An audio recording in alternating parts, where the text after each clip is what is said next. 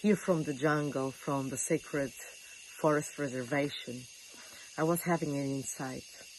As a surfer, I traveled all the world many years ago into the most beautiful paradise on earth, from Hawaii to Indonesia so many times. It's my second home. Peru, Mexico, so many others. And I live in Ericeira, that is a world surfing reservation. What I see is that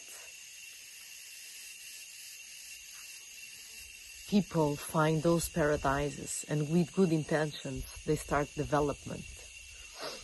They start to build houses, they start to build villas, they start to build restaurants. And then what happens is all that paradise is completely destroyed. Not because people want to destroy, but because they are not really aware that massive tourism, massive consumption will bring the destruction of places that they can't handle it, so much development. Their beauty, their sacredness is exactly that, not being invaded by thousands of people. So I'm not saying that Bali and my place, Ericeira now, and for example, Tulum in Mexico, and Goa many years ago in India. People go there because they want to leave that sacredness, they want to leave that paradise, and then they want to stay. But we forget that bringing development, bringing more comfort, destroys that paradise that is virgin, that is wild. So I see in my hometown in Ericeira now, a place that my family is there for 200 years. But we are not from there, but we started to come. And I was the first generation deciding to move there just to surf, just to be there every day and enjoy that paradise. And I believe that I was too one of the responsibles for that developing, not because I was aware, but because we all surfers wanted to live. We needed to live from something. So most of us started to build our boards company, surfboards company, clotheswear company like Billabong and so many others. And then, of course, most surfers would come because they could see there was a shop, there was a possibility, we could rent a house. We were around 30 surfers and, in winter, 300 fishermen. Of course, in summer, more families would go. And now, looking back, I see how sometimes with good intentions, but out of awareness, we destroy what brought us there. And I want to leave an invitation for all of us that we live in Bali, in Ericeira, in Portugal, in Tulum, in Mexico, Puerto Escondido, the same, and so many other places, Canarias, Hawaii, many places in Indonesia, that when we go to those places, and maybe we want to stay, really understand what level of development we can have. How can we live in harmony with nature? How can we contribute to the development that is sustainable for the paradise itself? Otherwise, we are destroying. I see my hometown now totally invaded by amazing people, good surfers, good families. Spiritual path is immense now there. But what do we really bring there? Because now, for example, the Portuguese, they can't afford to live in Ericeira. We have to start it to come out, to really come out. Because of this development, because of the revolution about who can pay more. So how can we help the communities of these lands that they were sustaining this paradise because of their love, and including some of people in those communities from there. They are selling their lands, they are selling their business, they are raising the prices. But in what cost? What cost we will pay? I see Bali now totally devastated. especially Uluwatu and Bingin, and Irisara going in the same way. How all of us can create a more conscious relationship with those paradise and to understand what we can bring. I'm not saying it's just the foreigners, many times it's the local people, because they need the money, because they didn't have the money. And for example, now here in the jungle, creating this reservation, I decided that we will have only amount of people and amount of retreats for healing during the year. So we can keep the paradise, so it's not invaded. And I see how the cities are coming, how the developers are coming. So acquiring more land to our non-profit organization to remain this paradise virgin. Big part of the reservation is totally virgin. No one will enter, only the animals. So we are recovering. We want to start recovering. We are not, but we will start recovering the jaguars, even the anacondas, and the birds, and the monkeys, and the deers, and so many other animals here.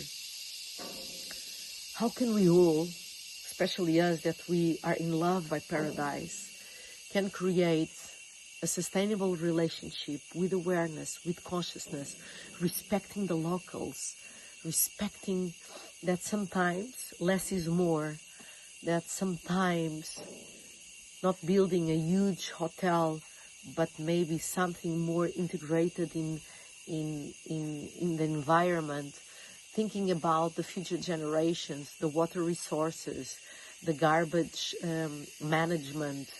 How can we teach our schools to our kids? They go to schools to really start to connect with nature from their heart, to feel, so they can be the guardians of life too.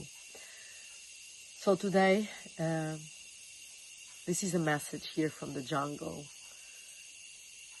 How can we preserve something that is unique? That we don't need to create another city. We need to preserve. Like Fernando Noronha, like Bhutan, they really think about the impact of each step that the human being gives there. So how can we now in Irisara, in my hometown, can create that with awareness for the new business, for the new resources that we don't need to exploit, but we need to add. And here in the jungle, in Amazon, this is something that I'm doing. I'm with my consciousness, observing my past as a lover of nature that I consider my true master. With everything that I already experienced, how can I now protect and preserve the natural life, the wildlife, so our future generations, they still have the paradise? Sometimes we need to give steps back to understand how the future can help us, to see what we did in the past. And now with artificial intelligence, all this, maybe we can use all this new intelligence to preserve, to reforest, to plant, but not to create massive markets around it, but to preserve the traditional markets that sustain the ancient traditions. This is what we are doing here. So leaving you this invitation for inquiry and reminding that our first wound is the lack of relationship with nature. We forgot that we belong to the ecosystem while we are living in planet Earth.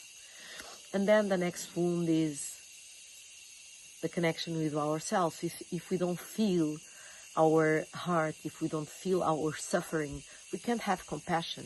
We just see everything as a resource. And the other one is the relationship with the purpose of being alive. Our work should not be a work just to gain resources, but should be our art. And I know it's very hard in the market, in a society like this, but how can we teach our kids to connect with what they really desire, what they feel, what make them vibrate every day? So when they spend 8 hours a day in the work, they can feel joy, and they can protect their own art and the art of being alive and nature. And of course, the last wound is because all of this disconnection, we can't connect with each other. So we can't see different cultures, different colors of skin, different countries as brothers and sisters, that we should unite to preserve our homeland, that is planet Earth, to all of us. And we are still in war. We are still in our daily life against each other, criticizing, competing. How we can evolve? How can we in humanity evolve truly, so we can really see each other and companions? I know it's not easy. I know it's a long walk. But if we start doing our own work, opening our hearts, seeing our difficulties, our own shadow, our traumas, and if we give attention to that, we understand that it's not easy to be human many times, but it can be very rewarding, because we open the heart, we become less critical, and we understand that the other human being is in pain too, even if they hurt us. So we don't go back and do the same, but we are the ones entering to a dialogue into the path of respect, dignity, honor, and seeing everything as sacred. I believe that we lost in our path of humanity sacredness long time ago. It's not only from now. Slavery, women's rights. We are rising, but now we need to give that step. A step that is being asked, to come to the heart, to see all of us. All of us is not only humans, is nature, is animals, is rocks and rivers, as sacred. So we can start living from that inner place, and that to materialize life like that. Thinking that our kids needs to receive a home that is paradise. This is paradise. And we don't even see it. We just go, we do tourism, we eat from the cultures, and then what we give back. So my way to give back now is to this jungle, to protect, to preserve, to reforest, to embrace the knowledge, the wisdom that these cultures have, to bond to them, to bow to them, and to bond with them, and to learn too from it, and to bring my wisdom, my experience, to contribute to a better world, because there's a lot of problems here too. And to Irisaira, I want to say that I'm very grateful to the surf community, that we were the first ones there, that they fought for the World Surfing Reservation. But now that World Surfing Reservation is calling so many people. So what is our next step? What we can do? One thing at least is preserve the waves and some area around, and that needs to stay like this. And maybe we'll come to a place that we can't have so many people visiting Irisaira or other places in the same time, so we can preserve what is there, still there, and to preserve the culture, the fisherman culture. The Irisaira was one of the oldest places where Phoenicians would come to trade, and there was so many healers there. It was a women community. We have the moon fountain. On top there's a little church that was put on top of their sacred temple, that they would receive the Phoenicians to heal them, to interact with them, and to bring that ancient wisdom that we had too in Portugal, in Europe. And we need to recover that, to look to our ocean, to look to our beaches, to our mountains, to our jungles and deserts as the fountain of life. And we, as the human beings, as the species, that we have the capacity to create science, politics, poetry, music. We need to be the guardians Hope this inquiry makes you go deeper inside of you and to see what you can contribute to community. Sometimes will not come from the government, it needs to come from the people. Not because they don't want to do good, but you know, the system has tremendous difficulties, and sometimes we need to raise our voice and to be listen. And sometimes we need to start by ourselves. When I started the reservation, I never thought that we would arrive here to this place that so many people want to join in the communities. So we embrace the project to save and to protect what is being feeding us, healing us, protecting us. And we hope that we can still have pure water, pure soil, pure air for our kids to live from it. Let's use artificial intelligence in that direction, not in killing, not in wars. I hope we can really make through it this time. I hope the wars can end and forgiveness can come and not retaliation. Let's see how all these adults, that sometimes to me seems more kids playing power games, forgetting what really means politics, that is the highest form of love, that is taking care of others, that we can do together. Let's see. Praying for them too, praying for all of us, and the ones that you feel, you know, resonance inside for what I do. Inquire yourself, what can you bring to your community? What can you bring to your family, to your garden? How we can feel sacredness again, towers to everything.